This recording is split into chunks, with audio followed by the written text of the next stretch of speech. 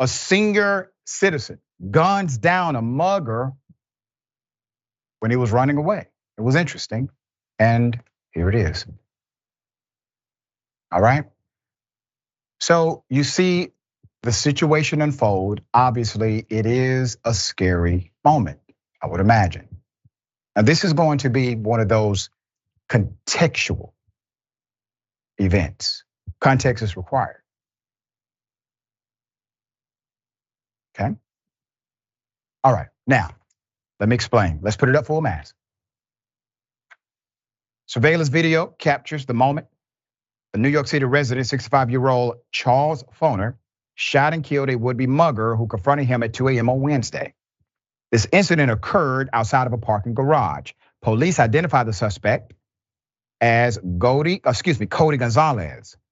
Gonzalez was wearing a dark hoodie and jeans, backs off only briefly upon seeing the silver revolver before he starts swaying back and forth and making his way toward the older man, okay? Foehner, meanwhile, can be seen backing up and slowly drawing his gun. Despite having the revolver pointed directly at him at a nearly point blank range, Gonzalez continues to weave around, clenching something in his right hand before he charges at Foehner, and as the video shows. Both men were outside of the camera's field of vision when police said Foehner opened fire, shooting the wannabe crook multiple times in the chest. The wounded individual appears back on camera following the shooting and then can be seen desperately running down the parking garage driveway before he collapses. Law enforcement sources said Foehner then called 911 telling emergency responders he had been involved in a shooting and that his firearm was in his jacket pocket.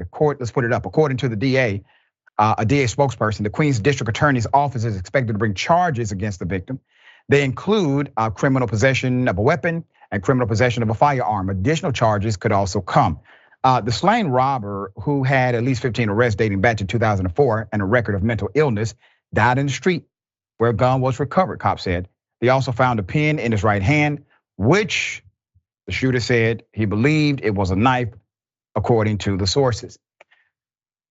It almost is lost in the story like a side note, an honorable mention. 15 arrests, a history of mental illness. 15 arrests, a history of mental illness.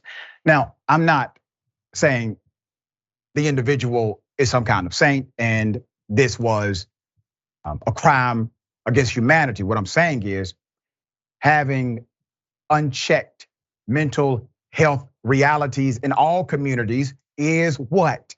It is against the standard of public safety. You see, the dots have to connect for all of us at some point.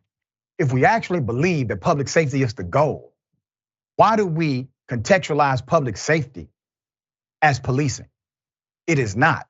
Public safety is achieved by good policy. Public safety probably could have been achieved in this situation if the right policies would have been implemented.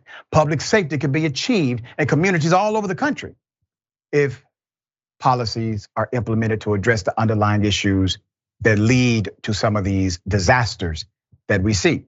Now I understand people are going to take shots at me because of how I feel this should connect.